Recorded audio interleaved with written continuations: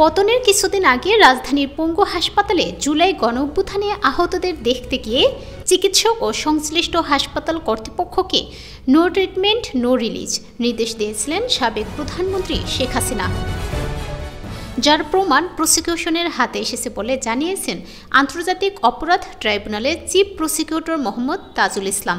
রোববার আদালতে পূর্ব নির্ধারিত বিষয়ে শুনানি শেষে ট্রাইব্যুনালের প্রসিকিউশন অফিসের সম্মেলন কক্ষে এক প্রেস ব্রিফিংয়ে গণমাধ্যম কর্মীদের একথা জানান তিনি।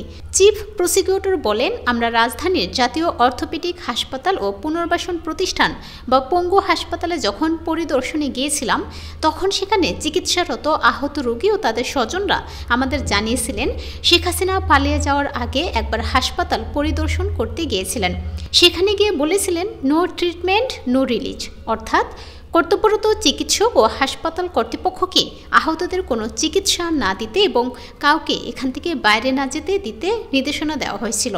আদালত আমাদের কাছে জানতে চেয়েছেন যে শহীদদের সুরহত্যার প্রতিবেদন বা পোস্টমর্টেম রিপোর্ট খুবই গুরুত্বপূর্ণ সাক্ষ্য এবং কেন সেগুলো নেই উল্লেখ করে তিনি বলেন, আমরা আদালতকে জানিয়েছি যে সেই মুহূর্তে মানবতা বিরোধী অপরাধের মাত্রা এতটাই ভয়াবহ ছিল যে দ্রুত শহীদদের লাশ দাফন করতে বাধ্য করা হয়েছে, তাই এই কারণে তাদের কোনো পোস্টমর্টেম রিপোর্ট দেওয়া হয়নি। ঘটনাটি কোনো স্বাভাবিক বিষয় নয়, বরং তা মানবতা বিরোধী অপরাধের একটি জাজল্যমান প্রমাণ। এটি প্রমাণ করে কী ধরনের নিষ্ঠুরতম সাথে জুলাই আগস্টে হত্যাকাণ্ডগুলো চালানো হয়েছিল।